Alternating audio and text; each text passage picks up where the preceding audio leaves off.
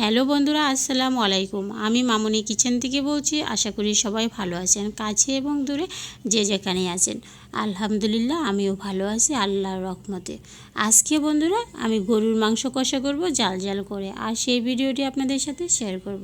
পুরো ভিডিওটি দেখতে বন্ধুরা আমার সাথেই থাকুন। এইবার আমি মাংসের মধ্যে মশলা দিয়ে দিব। প্রথমে আমি দিয়ে দিয়েছি স্বাদ মতো লবণ।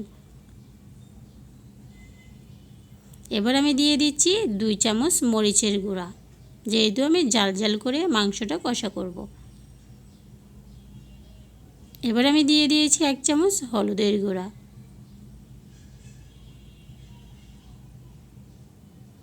এবার আমি দিয়ে দিয়েছি গরম মশলার গুঁড়া। এখানে কিন্তু আমার সব রকমের মশলাই ব্যবহার করা আছে।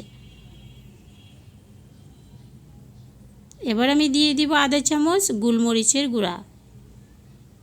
আমি কিন্তু এখানে সাদা গোলমরিচের গুঁড়া ব্যবহার করেছি।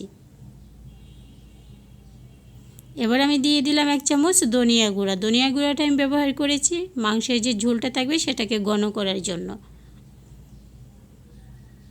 এবার আমি দিয়ে দিয়েছি বাদাম বাটা, দিয়ে দিয়েছি সরিষা বাটা।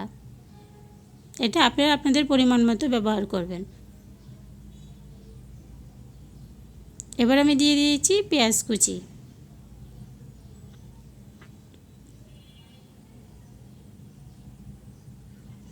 এবার আমি দিয়ে দিব তেজপাতা, দারচিনি, এলাচ, লং। আমার কাছে সাদা এলাচ ছিল না, সেজন্য আমি এখানে কালো 2টো এলাচ ব্যবহার করেছি। এবার আমি দিয়ে দিলাম আদা রসুন বাটা।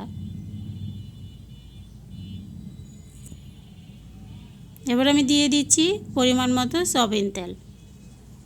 তেল দিয়ে আমি মাংসটাকে খুব ভালোভাবে হাতে মাখিয়ে নেব। দেখেন বন্ধুরা, তখন কিন্তু আমার বিদ্যুৎ ছিল না, অন্ধকার হয়ে গেছে। মাংসটাকে আমি খুব ভালোভাবে মাখিয়ে 10 মিনিটের জন্য রেস্টে রেখে দেব বন্ধুরা।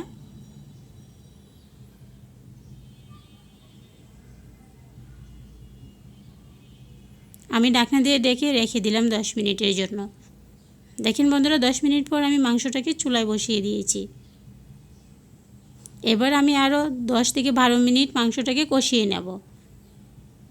দেখেন বন্ধুরা, আজকে দুপুরের খাবারের জন্য আমি কি রান্না করেছি। এখানে আমি রান্না করেছি পুঁই শাক দিয়ে ছোটো চিংড়ি মাছ। আর এখানে আমি রান্না করে নিয়েছি পেঁপে, আলু, গাজর, তারপর বেগুন, সব কিছু মিলিয়ে একটা সবজি। সবজিটা কিন্তু খেতে দারুণ হয়েছিল। দেখেন বন্ধুরা, আমার মাংসটা কিন্তু কষানো হয়ে গেছে। এবার আমি পরিমাণ মতো পানি দিয়ে দেব।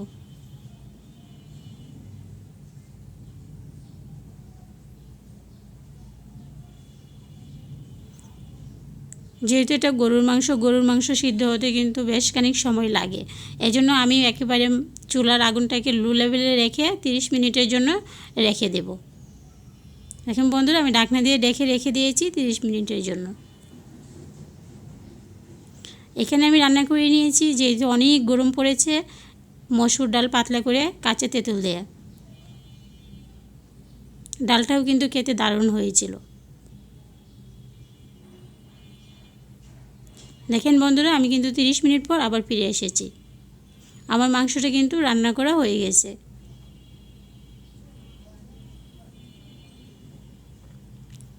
আমার মাংস রান্নাটা কেমন হয়েছে বন্ধুরা অবশ্যই কমেন্ট করে জানাবেন। আর যদি আমার ভিডিওটি ভালো লেগে থাকে অবশ্যই আমার চ্যানেলটিকে সাবস্ক্রাইব করে দেবেন।